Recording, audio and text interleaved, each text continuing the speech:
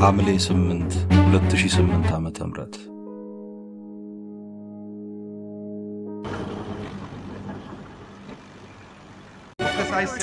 Well, we're following an ongoing situation where the Prime Minister of Turkey says that the country is in the midst of an attempted coup. There are reports of gunfire in the capital. ታብ ማታውቀው ጥቁር ጠባሳ ሊያርፍባት ጥቂት ሰዓታት ቀርተዋታል። ዓለም የኤርዶጋን መንግስት አበቃለት ብሎ በገመተበት በዚያ አስፈሪ ሌሊት በአንካራ የደህንነት ቢሮ ውስጥ አንድ ሰው ግን ብቻውን ከሴረኞች ጋር የቼዝ ጨዋታ ይዞ ነበር። የኤርዶጋን ሚስጥር ጠባቂ፣ የቱርክ ቀበሮ ወይንም በቀላሉ ጥላው በሚሉ ቅጽል ስሞች የሚታወቀው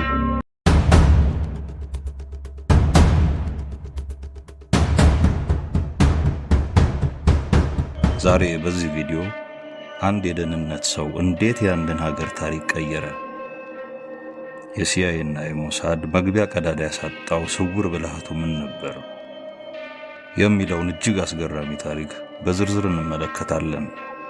እስከ መጨረሻው አብራችሁን ቆዩ። ሃካን ፊዳን የተወለደው ከዛሬ 50 ዓመት በፊት በአንካራ ከተማ ነው። ገና በ18 ዓመቱ ብሔራዊ ውትድርናን ሲቀላቀል ዓላማው ተራ ወታደር ለመሆን ብቻ አልነበረም። በጀርመን የኔቶ ጦር ፈጣን ደራሽ ምድብ ውስጥ ለ5 ዓመታት ሲያገለግል ምዕራባውያን እንዴት መረጃን እንደሚሰበስቡና እንደሚተነትኑ በቅርበት አጥንተዋል። ፊዳን ድርብ ማንነት ያለው ሰው ነው። በጀርመን ቆይታው በሜሪላንድ ዩኒቨርሲቲ በፖለቲካ ሳይንስ የመጀመሪያ ዲግሪውን በመቀጠልም በቱርኩ ቢልኬት ዩኒቨርሲቲ የማስተርስ እና የዶክትሬት ዲግሪውን በዓለም አቀፍ ግንኙነት ዘርፍ አግኝቷል። እሱ ምሁር ወታደር ነበር። እንደ አውሮፓውያን አቆጣጠር በ2003 ኤርዶጋን ስልጣን ሲይዙ ፊዳንን ወደ የቱርክ እድገትና ቅንጅት ኤጀንሲ ቲአይኬ ያመጡት።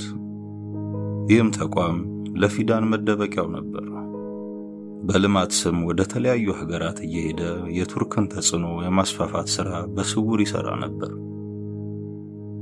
በ2010 ዓመተ ምህረት የብሔራዊ ደህንነት ኤምአይቲ ኃላፊ ሲሆን ግን ጉዳዩ ግልጽ ሆነ።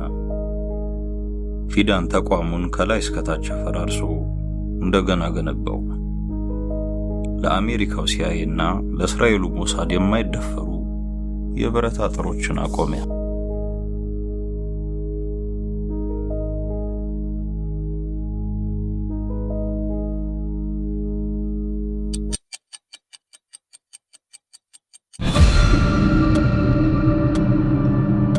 ያቺ ታሪካዊት ጁማ ደረሰች።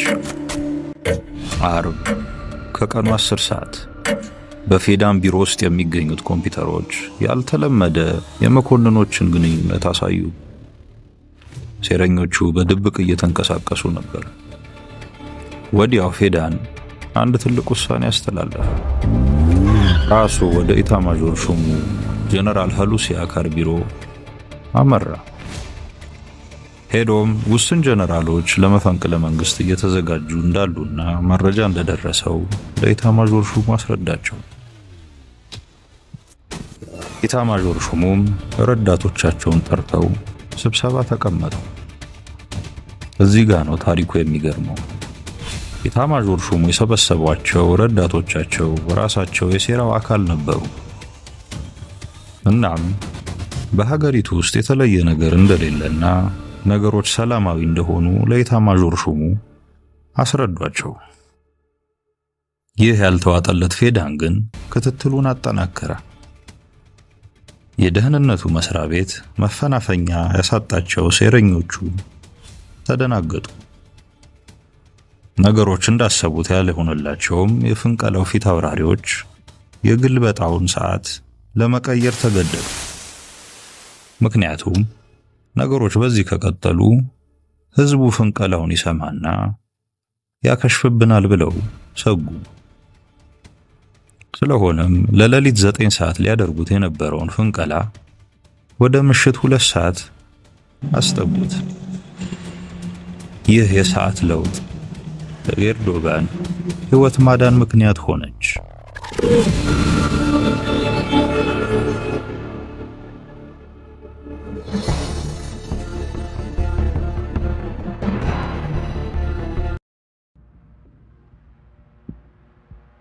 ፈንቃዮቹ ኢታማዦር ሹሙን ጀነራል ሃሉሲ አካርን በቁጥጥር ስር አውለው የመንግስት ግልበጣው መግለጫ ላይ እንዲፈርምላቸው አስገደዱት። እሱ ግን በእንቢታው ጸና። እነሱም እጅና እግሩን አስረው በጆንያ ውስጥ አድርገው አንድ ክፍል አሰሩት። ምሽት 2 ሰዓት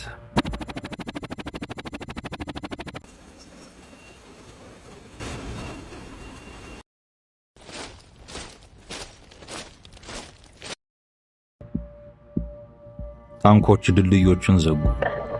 ጄቶች በአንካራ ሰማይ ላይ መጮህ ጀመሩ።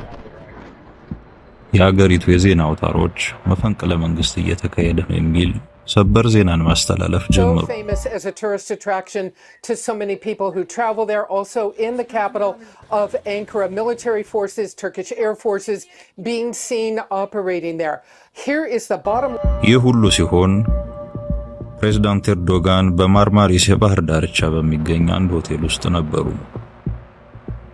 የመፈንቅለ መንግስቱን መካሄድ የሰማው የሆቴሉ ባለቤት ወደ ግሪክ እንዲሸሹ ሐሳብ ሰጣቸው። ኤርዶጋን ግን በቁጣ ተቃወሙ። ምክንያቱም በሰዓቱ ኤርዶጋን ከሃካን ፊዳን ጋር በቀጥታ እየተነጋገሩ ነበር።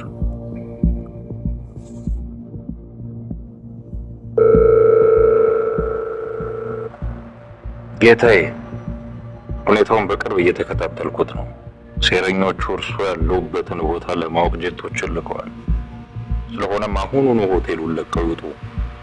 እኔና የደህንነት ሚኒስትሬ ሰራዊቴም ጭምር እስከ መጨረሻው ደም ጠብታ ድረስ እንዋጋሎታለን።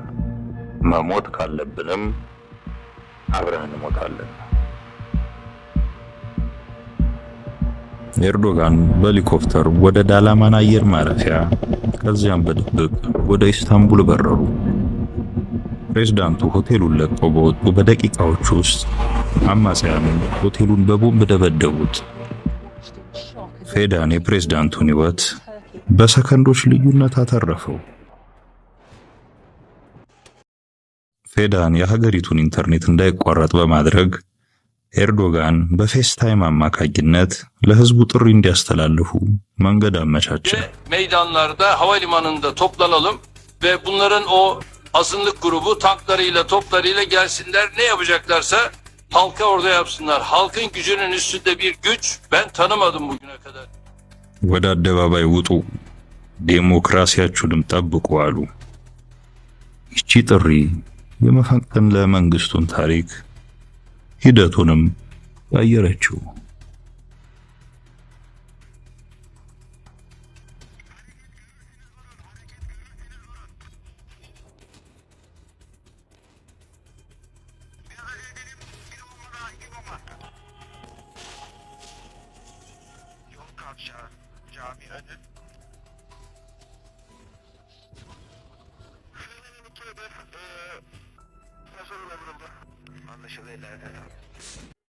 After this night of defiance, the Turkish people became the guardians of democracy. They held democracy watch rallies across the country for weeks. መፈንቅለ መንግስቱ ከሸፈ። የህዝቡ ወኔና የፊዳን ብልሃት ቱርክን ከጥፋት አዳናት። ቱርክም አዲስ ምዕራፍ ጀመረች።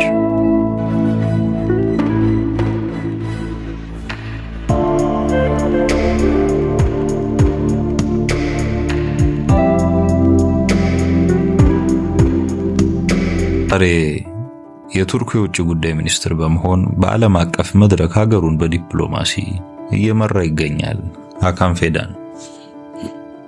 ብዙዎች ፊዳን የኤርዶጋን ተተኪ ሊሆን ይችላል ብለው ይገምታሉ። ነገር ግን አንድ ነገር እርግጥ ነው። ሐምሌ 8 2008 ዓ.ም ዶክተር ሃካን ፊዳን ባይኖር የዛሬዋ ቱርክ ታሪክ ፍጹም የተለየ ይሆን ነበር። እርሱ የቱርክ የቁርጥ ቀን ልጅ ነው። ጀግና። የዛሬው ታሪካችን ይህንን ይመስላል። እናንተ ስለ ቱርኩ ቀበሮ ሃካን ፊዳን ምን ትላላችሁ? ሐሳባችሁን በኮሜንት አጋሩ። ቪዲዮውን ላይክ እና ሼር በማድረግ ለሌሎች እንዲደርስ አድርጉ። ተጨማሪ ተመሳሳይ ታሪኮችን ለማግኘት ሰብስክራይብ ያድርጉ።